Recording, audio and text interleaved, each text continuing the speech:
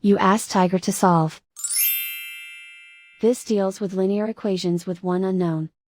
The final result is k equals 3 over 10.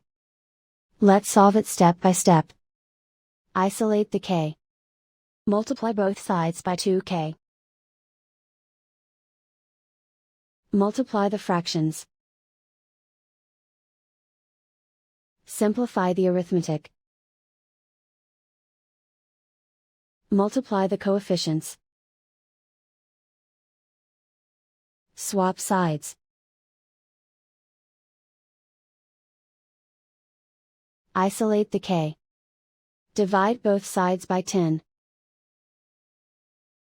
Simplify the fraction. And so the final result is k equals 3 over 10.